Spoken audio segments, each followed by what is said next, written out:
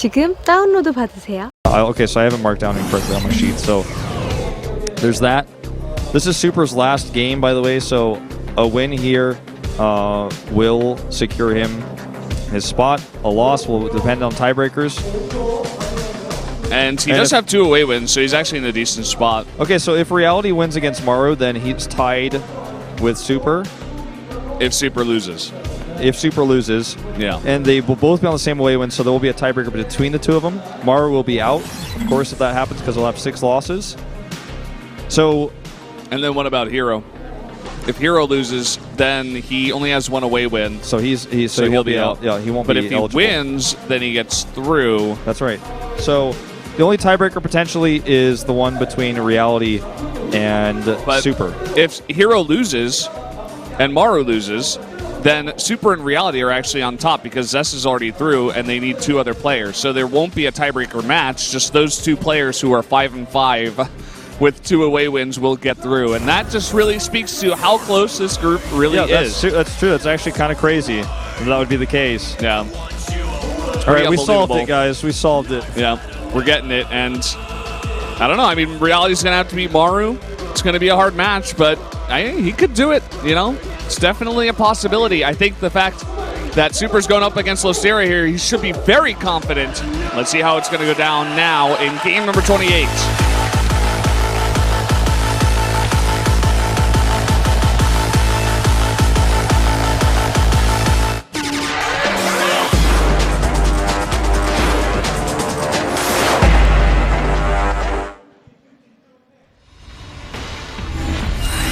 Here we are on Dust Towers once again.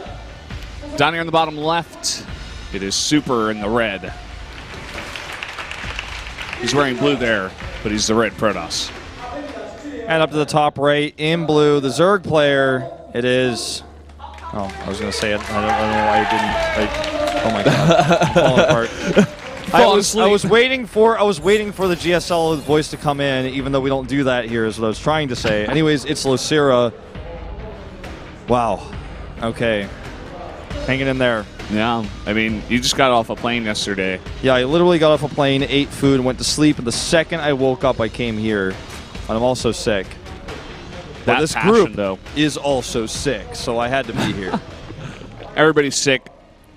And Losira is sneaking in buildings left and right as Super tries to block them and has no luck. Misses the hatch block, which is why he sent out the probe so early in the first place. And, you know, didn't get to block the gas, didn't get to block the pool, nothing. Yep. Losira's last game was 6 games ago, by the way, so he hasn't played in a long time. Some fans here of Super, I'd assume. Of esports. Well, yeah, it's just an early game here. Losira not doing anything crazy this time. Saw him be very aggressive at the beginning of the group, but then started to kind of play a little bit more macro-oriented towards the end of all things. Overlord's coming across the map.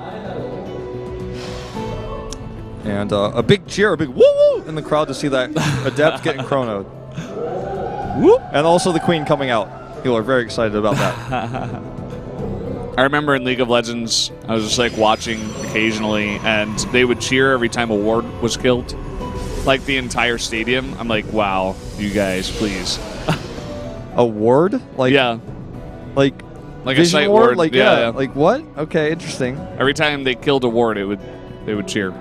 I think that might be the first time I've ever seen a cheer for a chrono. Like, sometimes you'd see like a cheer for a chrono on Warp Gate research for a 4-gate when you knew a 4-gate was coming. So it was like, oh, he's doing it, but... Or just a chrono that happened to coincidentally come down with like a carrier or something. But in this case, it's like, all right, guys, that's just a chrono. Yeah. It's pretty standard, in fact, to get that first Adept out for scouting information. Losira he's gone off the wall, man. He is going for a Baneling bust. And it's about to get scouted, and there it is. Super, man, I think he's getting out. I think he's going to win this game. I think he should be able to hold. He has all the information he could ever want. He even gets out with this Adept. He also sees all the links that are masked up. This Oracle is going to be huge. I wonder how he's going to use it exactly. Because if he just saves it and keeps it at home, it's like... That alone should be enough to defend. A tight wall up here at the top. Can actually make it even tighter, which is exactly what he's doing to make an extra gateway. Okay, he's just going to make that pylon instead. Yep, leaving the Oracle. Look at this. This is just like, you're never going to, it's just not going to happen. He's not even going to do it, though, I don't think. He's just going to make a... Just transition, drones. I guess. Yeah. But he did commit to a lot of Lings and the Baneling Nest. The Baneling Nest, he can go into that style, the Ling Bane style anyway, but didn't want to have it this early. I guess Super also committed to a lot of pylons. So, like... You can tell Super really wants to win. He's like, no, I'm going to make the biggest wall of all time. I'm switching to Terran. I'm playing Protoss, but I'm playing Terran now. I think it's warranted. This game isn't over yet because Losira did not commit. He's still behind. He's behind in workers, and Super can take a pretty easy third base now with a second Oracle, as well as his Mothership Core, and all the Adepts he can warp in, and he's even going to go Zealots just for extra cheaper safety. Look at this, Sentries here. Sir can't even commit to that. If he did, he'd lose all of his Lings, which meant he might die to a counterattack. Trying to go over there and grab the probe, doesn't get that. And, nice force fields. Like you said, I think he really does want to get out of here, man. I don't know. It's his last game of the night. He's one win away. And he's playing against a guy who is already knocked out, who seems to just not really care that much. He's like, no, just Baneling all in him on Dusk Towers, right? Obviously, when it gets scouted, he's like, oh, well, my Gambit is out in the open, so I have to stop here, but definitely not a common build. Uh-oh. Gonna lose an Oracle. Ooh, close. 4 health. Yeah. Well, he didn't lose it. Yeah. So not only was I wrong, but also it's going to live to do more damage later on in the game. He's just going to walk across the map and kill him. Roaches are on the way, but I think with the amount of money that Super has here and is about to have even more with, maybe he doesn't win the game off of this push, but he should get massive damage done. And forcing Roaches alone keeps him ahead in workers. Yeah, I think with this army, too, he can force field the ramp if he gets there quick enough and just go from there. Although he doesn't have a warp prism, so can't really reinforce. I think this is just a pressure play into recall. Just try to kill as many queens and drones as he can, force more units, and then recall home. There it is. 2 queens, and he gets out 3 zealots. 300 minerals for 300 minerals? Okay. Hey, Queen, don't attack that hatchery. That's your hatchery, Queen! That's your hatch! She's gone mad. She's all right. She's okay. Everybody relax. Now she's on the attack. And I think Super knows this. He saw so many roaches. He's like, okay, time to set up the pylons. Get that Robo out as well. Start making some immortals. And try to defend here. Yep. All right, Ravager's coming up. Already scouted. And going to be targeted down. Very well done. Oh, that's really nice. What are you going to do? I mean, are you just going to cancel it? I think you actually do cancel some of those. Yeah. But you can still do that damage. Yep. This is taking away a ton of the power. He's killed 3 Ravagers. 1 is very low. Look at all the photon overcharges that are already in place. Uses 1 and a force field to get a kill. Nearly gets 2 more. Those are going to have to regen, which will take a long time, so they might as well be dead. The Oracles could come over and kill him. Okay, Transfuse keeps 1 alive. He's got a second one. Well played by Losira, but still. He's fighting against incredible odds here with the setup that Super already has in place. He's got Immortals coming out. Now, if this starts to work, though, very important tech structures. The Robo, the Forge, and the Twilight Council are here. Oh, the Lings get trapped, and Losira's forced to fight now. Corrosive Bile's getting some good hits on the units down there in the bottom, but there's just not enough stuff here for Losira. There just really isn't. Oracles are about to be recharged to go back into the fight. Losira makes a lair, which, as I said once earlier in the beginning of the series, that's basically another way of typing GG. Yeah, this is not going to work.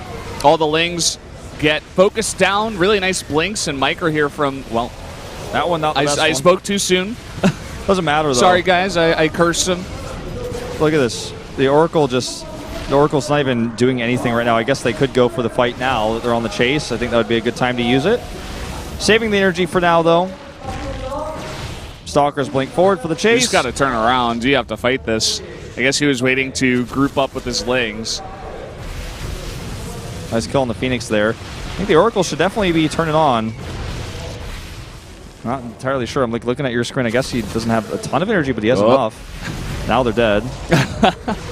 Okay. Now they have 0 energy.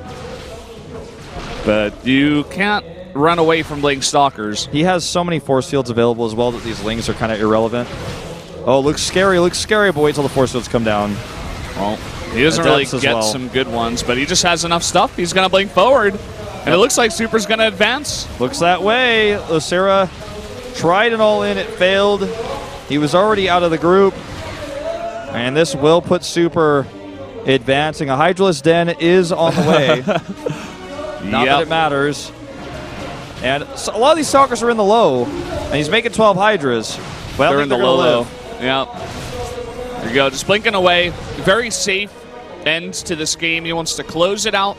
GG. Super will advance. And a big cheer from the crowd as Super himself doesn't even seem to believe it. But he did it. He did it. You predicted it earlier. You were saying you thought you might get out of the group, and so far he has. And you know what that means? One of Maru or Hero is not getting out, and most likely it's not going to be Maru. He's sitting at 4-5 with 0 away wins, even if he wins. And it is an away win here for game number 29 against Reality. It's like you have 1 away, man. It's someone is going to tie you and have more away wins, most likely. Yeah.